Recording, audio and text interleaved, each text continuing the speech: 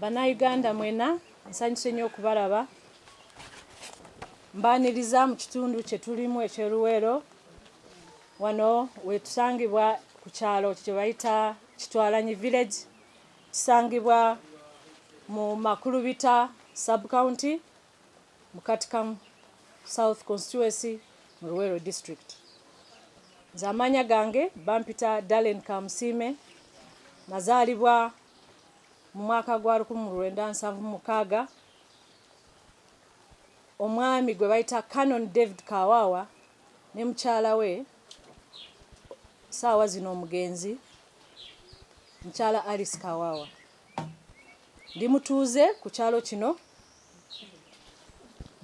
nasomera e Buganda Road Primary School, nenvaayo nengenda Bweranyangi Boarding Primary School esangibwa Bushenyi, nenvaayo nemalira okusoma kwange okwa klasi y'omusanvu Ekinyasano Boarding Primary School mu Rukunjiri. Bwe navaayo nengenda Bweranyangi Senior Secondary School secondary O level, nemalira Immaculate Heart Girls School Rukunjiri O level yange. A level senior y'omukaaga nagisomera mu Kinoni Girls School mu Mbarara. Ndi mukyala mufumbo, ndi muzadde, ndi mulimi oba mulunzi, ndi business woman, mukyala omusuubuzi, ndi mukyala omusomesa ate saakomaawo nayeyongerayo ne specializinga mu IT nenkuguka mu byuma bya kalimagezi. Nazaalibwa mu maka g'eddiini nnyo, tata wange muntu wa kanisa,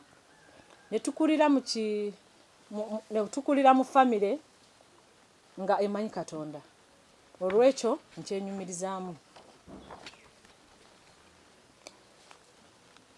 Olwa background yange nasazeewo nenvaayo ate nenzikiriza nti nina obusobozi oba obukugu, nineewaayo okukulembera abantu bwe mba mumpadde omukisa ogwo ku kifo ky'obwa president. Nzize nga ndaba abantu ennaku gye bayitamu mu bifo byonna kuva gye nakulira e Rukunjiri n'ekiseera kyemaze, kubanga wano mazeewo emyaka 29 emyaka 24 gyemaze mu Luweero muno. Nendaba okunyigirizibwa Abanyayuganda kwe bayitamu okunje ennyo mu business, mu social life, mu health, mu madwaliro agatalina ddagala, agatalina basawo, nti omukyala aba alina olubuto tasobola na kufuna ddwaliro lyasobola okugenda n'azaaliramu. Ekiseera kino ndowooza eddwaliro erituli kumpi ye Kiwoko Hospital. Kati ogenda n'olaba nti n'omuntu atalina n'amafuta agamutwala be bakyala abafiira mu lutalo lw'okuzaala, n'osanga nti asazeewo nti nze kanzaalirewa ewaka.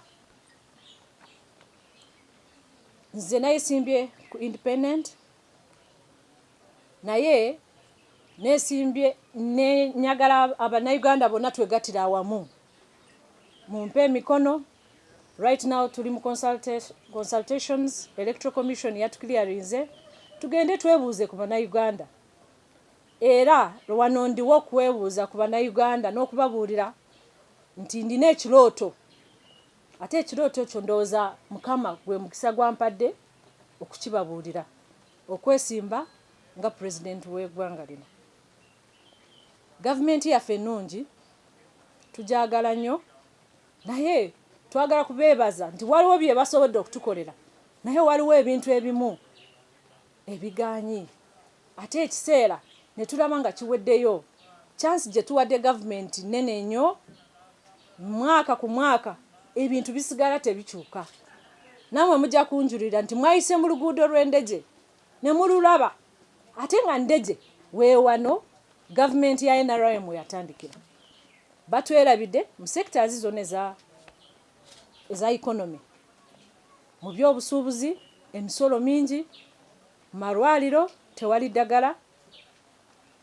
Ate ekirala okunyigirizibwa poliisi, ebitongole ebikuumaddembe bizze nga bitulugunya Abannayuganda nga teri muntu yenna asobola okuvaayo n'abyogerako kubanga byo birina omuntu omu gwe bisinza, ndowooza ye Katonda waabwe. Naye ffe ng'Abannayuganda ne ttiimu eyange twavuddeyo nti tujja kugata eddoboozi lyaffe ku balala abaavuddeyo nga bagamba nti ekimala kimala. Gavumenti eya NRM erina okukkiriza nti ebintu tebiri bulungi.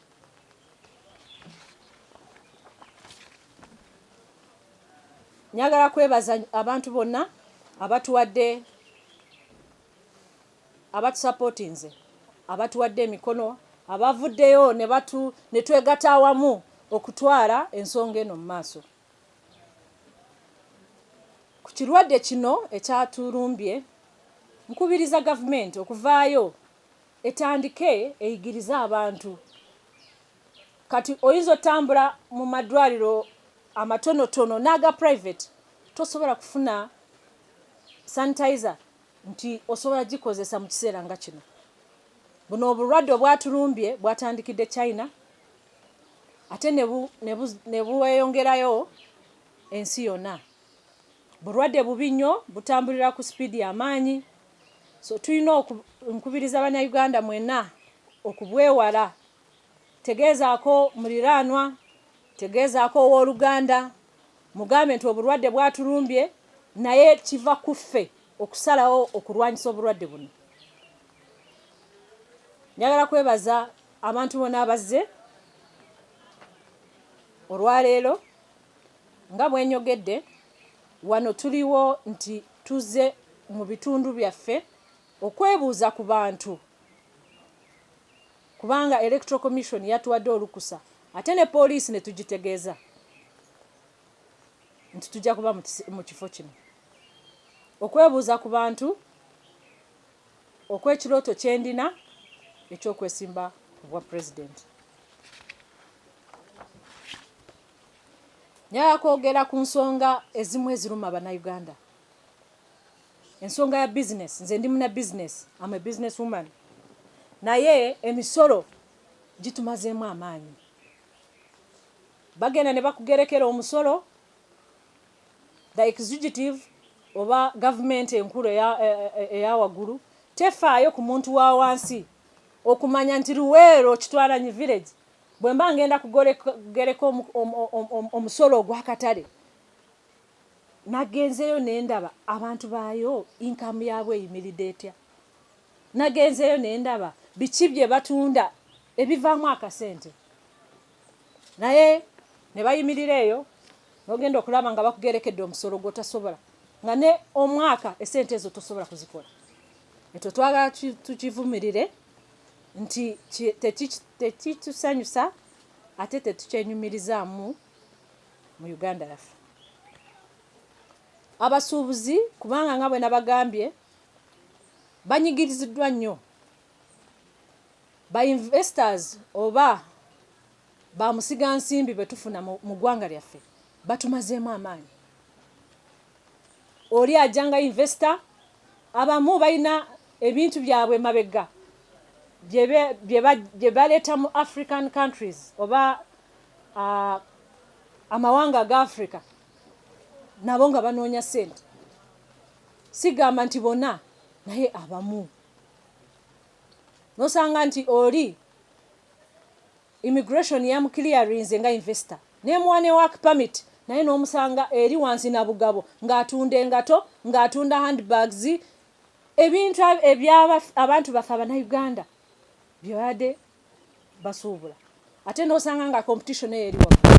Ekizimbe kyaba agezaako okupangisa agenda n'abawa sente nnyingi ng'Omunnayuganda eyo level tagisobola. Ministries zaffe tezifuddeeyo okulwanirira byogerwa naye ne bisikira. Bannayuganda kyekiseera kino mbayita okuvayo egatira awamu okulaba nti ensonga zino zikolerwako ate nsuubira nti ekiseera bwe kinaaba kituuse ne mu mpa emikono gyammwe nze candidate ajja kusobola otwala ensonga zino. Mwebale nnyo, mwebale.